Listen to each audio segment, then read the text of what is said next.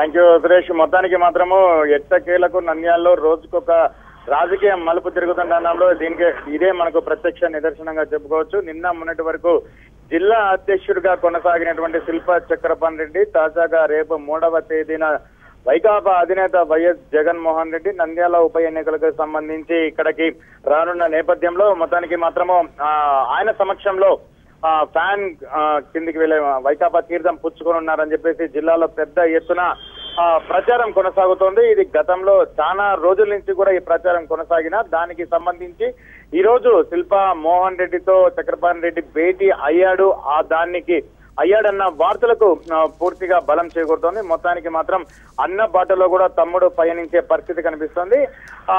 రేపు 3వ తేదీన జగన్ సమక్షంలో శిల్పా చక్రపాణి రెడ్డి వైకాపా తీర్థం పుచ్చుకొని ఉన్నాడు. మరోపక్క ఇప్పటికే 2 సార్లు స్థానిక సంస్థల ఎన్నికల్లో ఎమ్మెల్సీగా పోటీ చేసి ఇటు టీడీపీ పార్టీ తరఫున మొదటిసారి భారీ మెజారిటీతో గెలుపొందాడు. తర్వాత కొద్ది ఓట్లతోనే గెలుపొందాడు. అప్పటి నుంచి కూడా పార్టీకి సంబంధించిన చాలా మంది తనకు ఫేవర్ గా లేరు అన్న అసంతృప్తితో ఉండటంతో పాటు పార్టీలో కీలకంగా వ్యవహరించిన తమకు సరైన ప్రాధాన్యత దక్కటం లేదని అన్నతో పాటుగా శిల్పా చక్రపాణి రెడ్డి పదే చంద్రబాబు దృష్టికి తీసుకువెళ్లడం జరిగింది. కానీ శిల్పా మోహన్ రెడ్డి మాదిరిగా త్వరగా ఆయన పార్టీ మారలేకపోయారు. అప్పటికే ఆయన జిల్లా అధ్యక్షుడిగా కూడా కొనసాగుతున్నారు. మరోపక్క భూమా కుటుంబంతో ఉన్నటువంటి వ్యవహారం కూడా ఆయన పార్టీలో ఇమడలేకపోతున్నట్టుగా కూడా ఒక సమాచారం. మొత్తానికి మాత్రం ఎట్టకేలకు టీడీపీకి గుడ్ బై చెప్పి 3వ తేదీన జగన్ సమక్షంలో వైకాపాకు వెళ్ళినారు. ఈ ఇద్దరు సోదరులతో కాస్త నంద్యాల ఉప ఎన్నికల్లో మాత్రం